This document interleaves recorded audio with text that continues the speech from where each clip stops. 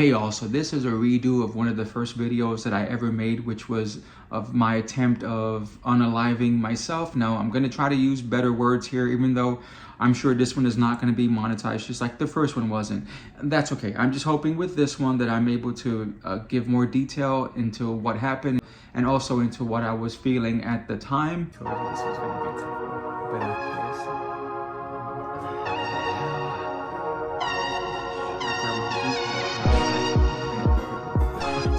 So this begins in childhood, no surprise, right? And I grew up in an environment which is very dysfunctional, very chaotic. And so I was the shy, quiet kid in the corner, like poster child for depressed kid with issues. That was me for sure. And that stayed that way until I moved in with my stepmom. And in this new environment, I was actually afforded the opportunity to have a sense of stability for once, because I didn't have to worry about domestic violence or my parents using drugs or any of this crazy stuff that was happening. For once, there was peace, and which is a great thing, as you can imagine, right? Every kid should have a peaceful existence. But life is never black and white.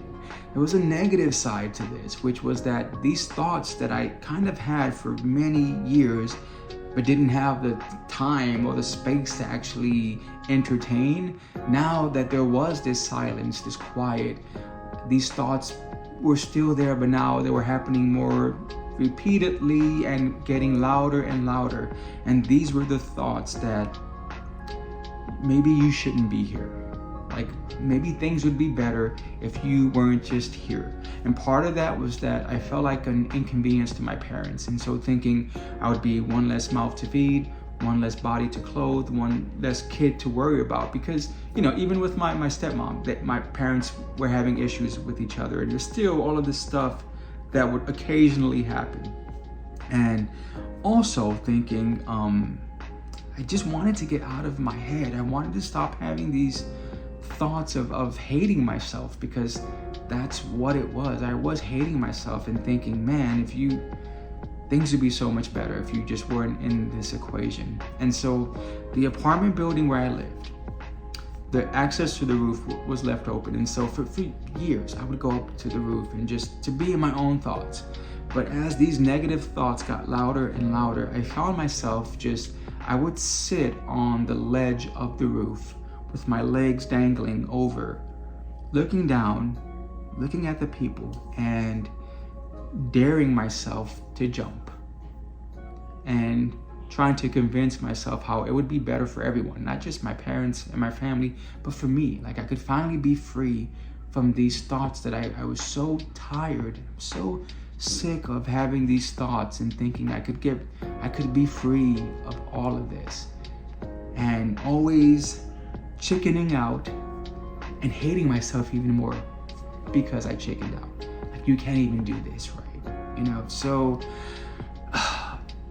eventually things got better in high school. I started to make friends. I didn't feel so alone because, you know, a big part of it for me was that the fact that I knew I was different. I knew that part of it at a certain point was that I was attracted to men, and that was not going to be a accepted thing, I thought, you know. So in high school, things changed. I made friends who were gay, bi, and allies, and, you know, just a different type of people entered my life. And I was thinking, oh, great, this is wonderful. I still had the thoughts of, okay, I'm still, even though I'm part of this group, I still felt like an oddball. I'm thinking, I don't know, still there's a part of you who thinks, is anyone gonna ever get you?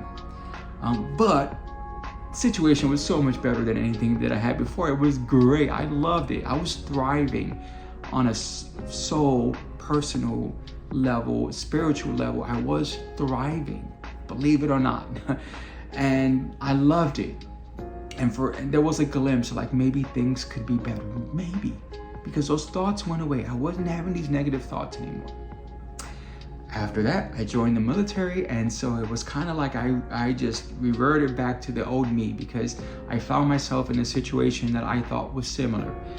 Again, back in this environment where you had lots of religious folks in the military, very close-minded folks, very, you know, they're making fun of anyone who's different in this new situation, which was an old situation, and thinking, I'm tired. So tired. Like, I kept thinking, was that one little blip in high school? Was that a one-off thing? But this was gonna be the norm. God. I didn't want to live anymore. I didn't want to deal with that. I didn't want to deal with myself. You know, like I don't know. I just wanted everything to end. And I remember it was a Friday, and I went every Friday. I would go to the McDonald's on the base. I lived in the barracks, and so I would walk to the McDonald's and to the convenience store and pick up stuff and go back to my room. And that's kind of, I was alone once again, and so I would get stuff for the weekend, go back to my barracks room, and just stay in my barracks room the entire weekend. And so this one Friday started on the same routine of doing that, but instead of my usual, when I got to the convenience store, I just started to buy all these pills. And I already had like certain pills in my barracks room, like aspirin, and I think I had diet pills if I remember, but anything else, more stuff, Advil, like anything that I could buy, any type of pill, I bought things. And I remember just going back to my barracks room and just popped a pill, and I had the thought, just keep on, just keep on taking the pills. And so I did, and I remember I had opened every pill bottle that I had and just started alternating pill, drink.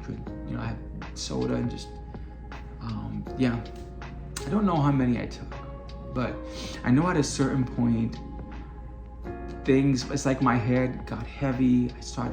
Things started to get a little bit dizzy. My head got heavy, and I couldn't even sit on the bed anymore. And so I just remember laying on my side and crying and begging for God to just take the pain away, just to take it all away. And I could just feel myself just fading. But at the same time, out of nowhere, and I don't want this to take a religious turn, but this is really how it felt for me. And this doesn't necessarily have to be religious, by the way, but as I'm laying there, I felt this light coming out of me, not shining on me, but just shining out of me. And it was warm, and it was love. I don't know how to explain it, but I felt love. And the image that I have of how I felt was of someone hugging me, not an actual person, not trying to say that it was God. I don't know what it was, but just maybe it was just this energy of the universe. And if that's God, that's God. But that's not the point. Again, it's more that I felt love and this feeling that I was not meant to leave, that I had a purpose, and that I was gonna be okay. And then I faded out. And again, this was Friday, and I remember waking up Sunday morning, and I left the TV on. So I wake up, and there's this televangelist, and I don't remember his name, but this was a dude that I would watch occasionally on Sundays, mainly because it would be one of the few things that was on TV at the time. And he said a lot of things that I was offended by, I disagreed with, all of that stuff. But for some reason, this Sunday, he, oddly enough, was talking about how we needed to love all of us, even regardless if someone was gay or whatever the situation, that we need to love each other. And to me, it was a departure from anything else that I'd ever heard him say. And so I wake up again, first off, just being honest with y'all, thinking, man, you couldn't even do that right. Again, you can't even do this right. You're such a loser. But then watching this after that thinking, whoa, is this a sign? And what does it mean? And still remembering how I felt as I was fading out and that feeling of love and thinking, I want that again. And if I wasn't here, would I ever know what that felt like? And so I moved on, continued to live my life, still having bad days. Still, I can't, if I can find it, I'll post it. But yeah, I remember at some point going to see a therapist, and apparently there was another attempt, which I don't remember. I think I mentioned this in another one of my videos, but I don't remember a second attempt, but apparently there was. And I'll post this here, but it wasn't until I read this that I mentioned this before, but like sometimes I block certain things. Reading this, I didn't know that I had 2 suicide attempts, and I didn't know that my supervisor recommended me to go to therapy. And so I don't remember what that was, to be honest with you. I think I blocked it out for some reason. But eventually, getting to the point where I just decided that I wasn't going to think that anymore. And I just want to end this video by saying that I was, 18 at the time when this happened. And what I can say now, being 47, is that I'm so glad that those pills didn't work. And if whatever that warm light, maybe that was just my essence wanting to live, knowing better than what I was feeling at the time, whatever it was, if that's what saved me, I'm so glad that it did, because I really was at a point where I didn't know how things would ever get better.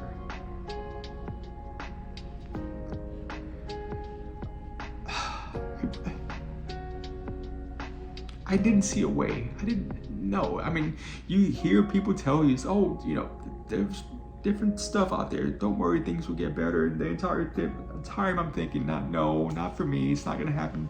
Maybe for other people, but no, I don't see how, for my specific situation, how that's gonna change. And I didn't think that message was for me. But just like how I said, life is not black and white. It isn't. It is gray. And so I've had great, amazing times, and I've had crappy times too. It's a mixed bag. But ultimately, sitting where I'm at now at 47, I can say, man, I'm so glad that I'm here. I'm so glad that my life was able to prove myself wrong, because life is amazing. It really is. And dreams that I had as a kid, I find myself living them out now. If you had asked me then, there was no possible way that I would ever find the inner peace, which that was what I was missing. When I had peace in my household, that was fine, but I still lacked inner peace, and thinking that was something that I was never going to find. And I did. I found it. And so, of course, I'm going to tell you, if you're out there and you've had any of these thoughts, I'm going to tell you something that you've heard from many people, I'm sure, as someone who has gone through similar things as you have. Even if it doesn't happen overnight, even if it doesn't happen in a year, you will find that life is filled with amazing things. So amazing that it's worth the crappy parts. It is worth it. And because of that, even when you're at your lowest and you feel like you can't go on anymore, I just beg of you, do. I think about, had I been successful, everything that I would have missed out on, and it makes me sad. It makes me sad for that version of me who would have missed out on what I would say is an amazing, fulfilling complicated life, I wouldn't trade this for anything. So I'm gonna leave that there.